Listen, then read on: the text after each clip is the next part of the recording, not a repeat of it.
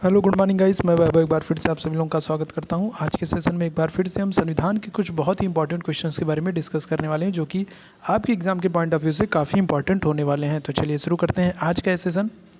पहला क्वेश्चन हमारा है, कौन तय करेगा कोई विधेयक धन विधेयक होता है या नहीं। ठीक है, कोई विधेयक धन विधेयक है या नहीं, इसका फैसला, इसका निर्णय कौन करेगा।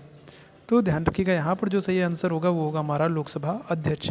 ठीक है, लोकसभा अध्यक्ष की जिम्मेदारी होती है, उसका कार्य है कि वही निर्धारित करेगा कि कोई विधेयक धन विधेयक है या नहीं। आगे बढ़ते हैं नेक्स्ट क्वेश्चन की तरफ। संघ लोक सेवा आयोग के अध्यक्ष को नियुक्त कौन करता है।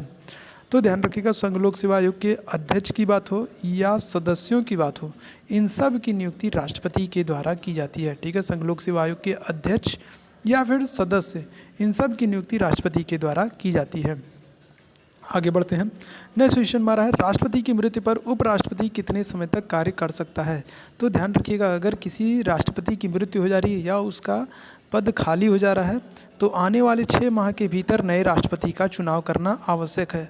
और जब तक नए राष्ट्रपति का चुनाव नहीं हो जाता तब तक उपराष्ट्रपति उसके पद पर कार्य करता है। मतलब कि उपराष्ट्रपति जो है 6 माह तक, ठीक है, राष्ट्रपति के पद पर कार्यवाहक राष्ट्रपति के रूप में कार्य कर सकता है, क्योंकि 6 माह के भीतर नए राष्ट्रपति का चुनाव कर लेना आवश्यक है। आगे बढ़ते हैं नेक्स्ट क्वेश्चन की तरफ। स्वतंत्र भारत की प्रथम लोकसभा के अध्यक्ष कौन थे। तो देखिए, यहाँ पर जो सही आंसर होगा वो होगा हमारा, ठीक है, गणेश वासुदेव मावलंकर। ठीक है, जीवी मावलंकर जो थे ये लोग स्वतंत्र भारत की पहली लोकसभा के अध्यक्ष थे। आगे बढ़ते हैं। राष्ट्रपति पर महाभियोग चलाने के लिए कितने दिन पहले सूचना देना आवश्यक है। तो ध्यान रखिएगा, राष्ट्रपति पर महाभियोग चलाने, किसी भी सदन में महाभियोग के लिए जो है चलाया जा सकता है, और महाभियोग लाने से 14 दिन पहले राष्ट्रपति को सूचना देना आवश्यक है। ठीक है, 14 दिन पहले राष्ट्रपति को सूचना देना आवश्यक है। महाभियोग किसी भी सदन में लाया जा सकता है। अगर दोनों सदनों के 2/3 बहुमत से पास हो जाता है तो राष्ट्रपति को उसके पद से हटा हुआ मान लिया जाएगा। इसके अलावा ध्यान रखिएगा, राष्ट्रपति को सिर्फ एक ही आधार पर महाभियोग के द्वारा चैलेंज किया जा सकता है, एक ही आधार पर जो है उसके खिलाफ महाभियोग लाया जा सकता है, और वो है संविधान का अतिक्रमण करने के आधार पर। आगे बढ़ते हैं। किस अनुच्छेद के तहत राज्यपाल किसी विधेयक को राष्ट्रपति की अनुमति के लिए सुरक्षित रख सकता है। तो ध्यान रखिएगा, यहाँ पर जो सही आंसर होगा वो होगा हमारा अनुच्छेद 200। अनुच्छेद 200 के तहत राज्यपाल किसी विधेयक को राष्ट्रपति के लिए सुरक्षित रख सकता है। आगे बढ़ते हैं। किसी राज्य की विधान परिषद को समाप्त करने का अधिकार किस अनुच्छेद में है। तो ध्यान रखिएगा, किसी भी राज्य की विधान परिषद को जो समाप्त करने का अधिकार होता है वो संसद को सौंपा गया है, और अनुच्छेद 169 के तहत जो विधान परिषद है इसे समाप्त किया जा सकता है।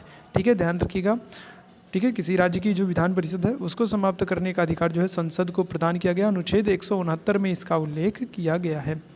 आगे बढ़ते हैं। ठीक है, अच्छा, अब यहाँ पर आपके लिए एक क्वेश्चन है, आप इसको कमेंट में ज़रूर हमें बताइएगा कि कितने राज्यों में विधान परिषद है, वो कौन कौन से राज्य हैं जहाँ पर अभी वर्तमान में विधान परिषद है। ठीक है, कमेंट करके बताइएगा कौन कौन से राज्य हैं जहाँ पर अभी वर्तमान में विधान परिषद है। आगे बढ़ते हैं नेक्स्ट क्वेश्चन की तरफ। सर्वोच्च न्यायालय के न्यायाधीशों का वेतन कहाँ से दिया जाता है। तो ध्यान रखिएगा, इसका जो सही आंसर होगा वो होगा हमारा भारत की संचित निधि से। ठीक है, सर्वोच्च न्यायालय के जो न्यायाधीश हैं उन्हें वेतन, भत्ते, पेंशन, जो भी सारी चीज़ें हैं वो सारी चीज़ें भारत की संचित निधि से प्रदान की जाती हैं। आगे बढ़ते हैं नेक्स्ट क्वेश्चन की तरफ। संसद की सबसे महत्वपूर्ण समिति कौन सी है। तो ध्यान रखिएगा, अगर बात की जाए संसद की सबसे महत्वपूर्ण समिति तो वो हो जाएगी आपकी लोक लेखा समिति। और लोक लेखा समिति की बात की जाए तो इसमें 22 सदस्य होते हैं, 15 लोकसभा से और 7 जो हैं वो राज्यसभा से। लेकिन अगर बात की जाए सबसे बड़ी समिति, तो सबसे बड़ी समिति जो है वो आपकी प्राक्कलन समिति है, जिसमें 30 सदस्य होते हैं। ठीक है, ध्यान रखिएगा।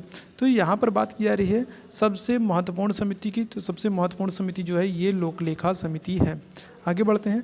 उच्चतम न्यायालय में न्यायाधीशों की कुल संख्या कितनी है। वर्तमान में अगर बात की जाए उच्चतम न्यायालय में जो है कुल न्यायाधीशों की संख्या कितनी है। तो ध्यान रखिएगा, यहाँ पर कुल न्यायाधीश जो है वो 34 हैं। एक मुख्य न्यायाधीश है और 33 आपके अन्य न्यायाधीश हैं। तो इस तरीके से कुल न्यायाधीशों की संख्या जो है वो 34 है। आगे बढ़ते हैं नेक्स्ट क्वेश्चन की तरफ। राज्यसभा किस अनुच्छेद से नई अखिल भारतीय सेवा का सृजन कर सकती है। तो ध्यान रखिएगा, यहाँ पर जो सही आंसर होगा वो होगा हमारा अनुच्छेद 312। अनुच्छेद 312 के तहत राज्यसभा किसी भी नई अखिल भारतीय सेवा का सृजन कर सकती है। आगे बढ़ते हैं। राष्ट्रपति के लिए आयु सीमा कितनी होनी चाहिए। ठीक है, तो राष्ट्रपति के लिए बात की जाए तो राष्ट्रपति के लिए 35 वर्ष की आयु सीमा होनी चाहिए। ठीक है, राष्ट्रपति बनने के लिए आवश्यक है कि वह 35 वर्ष की आयु पूरी कर चुका हो। ध्यान रखिएगा, 3 लोग हैं जिनके लिए 35 वर्ष की आयु चाहिए, राष्ट्रपति, उपराष्ट्रपति और राज्यपाल, ये 3 पदाधिकारी हैं जिनके लिए 35 वर्ष की आयु होना आवश्यक है। राष्ट्रपति, उपराष्ट्रपति और राज्यपाल। आगे बढ़ते हैं। राष्ट्रपति अपना त्यागपत्र किसको देता है? तो ध्यान रखिएगा, इसका जो सही आंसर होगा वो होगा हमारा, ठीक है, उपराष्ट्रपति। राष्ट्रपति जो है अपना त्यागपत्र उपराष्ट्रपति को देता है। लेकिन अगर बात की जाए राष्ट्रपति अब को शपथ कौन दिलाता है? तो शपथ दिलाता है मुख्य न्यायाधीश, ठीक है, ध्यान रखिएगा। राष्ट्रपति अपना त्यागपत्र तो उपराष्ट्रपति को देता है, लेकिन राष्ट्रपति को शपथ जो है वो सर्वोच्च न्यायालय का मुख्य न्यायाधीश दिलाता है। आगे बढ़ते हैं। नीति निर्देशक तत्वों का उल्लेख किस अनुच्छेद में किया गया है? तो ध्यान रखिएगा, इसका जो सही आंसर होगा वो होगा हमारा, ठीक है, इसका जो सही आंसर होगा वो होगा हमारा अनुच्छेद 36 से 51, ठीक है, भाग 4 में अनुच्छेद 36 से 51 के बीच में जो है, ठीक है, नीति निर्देशक तत्वों का उल्लेख किया गया है।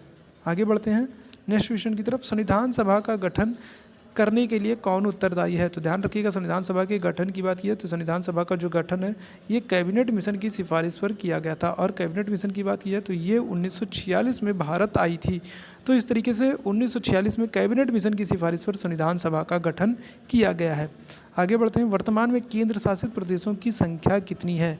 तो ध्यान रखिएगा, वर्तमान में केंद्र शासित प्रदेशों की जो संख्या है वो हो गई है 8, ठीक है, ध्यान रखिएगा, वर्तमान में 8 केंद्र शासित प्रदेश हो गए हैं।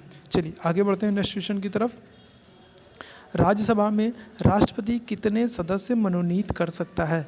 तो ध्यान रखिएगा, अनुच्छेद 80 के तहत राष्ट्रपति राज्यसभा में 12 सदस्यों को मनोनीत कर सकता है जो कला, साहित्य, विज्ञान, समाज सेवा आदि क्षेत्रों से चुने जाते हैं, ठीक है। राज्यसभा में राष्ट्रपति 12 सदस्यों को मनोनीत कर सकता है जो कला, साहित्य, विज्ञान, समाज सेवा आदि क्षेत्रों से चुने जा सकते हैं। आगे बढ़ते हैं।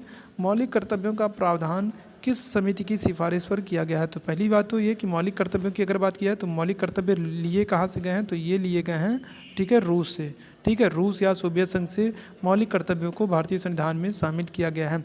अब बात की जाए किस समिति की सिफारिश पर, तो सरदार स्वर्ण सिंह समिति की सिफारिश पर। ध्यान रखिएगा, सरदार स्वर्ण सिंह समिति की सिफारिश पर 42वां संशोधन है 1976 के द्वारा 10 मौलिक कर्तव्य जो है भारतीय संविधान में शामिल किए गए थे, ठीक है, ध्यान रखिएगा। 42वें संविधान संशोधन 1976 के द्वारा सरदार स्वर्ण सिंह समिति की सिफारिश पर 10 मौलिक कर्तव्य, ठीक है, भारतीय संविधान में शामिल किए गए थे। लेकिन अगर बात की जाए वर्तमान मौलिक कर्तव्यों की संख्या की, तो वर्तमान मौलिक कर्तव्यों की जो संख्या है वो है 11, ठीक है, वर्तमान में जो मौलिक कर्तव्य है वो 11।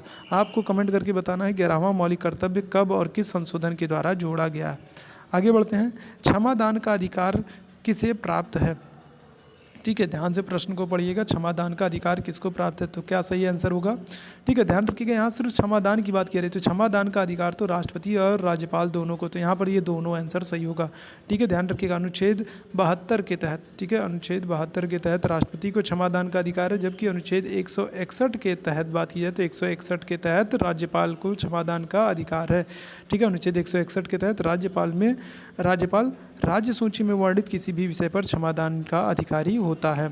आगे बढ़ते हैं। कल्याणकारी राज्य का प्रावधान किस अनुच्छेद में है? बात करते हैं इस वीडियो के लास्ट क्वेश्चन की, और ये लास्ट क्वेश्चन है, कल्याणकारी राज्य का प्रावधान किस अनुच्छेद में किया गया है?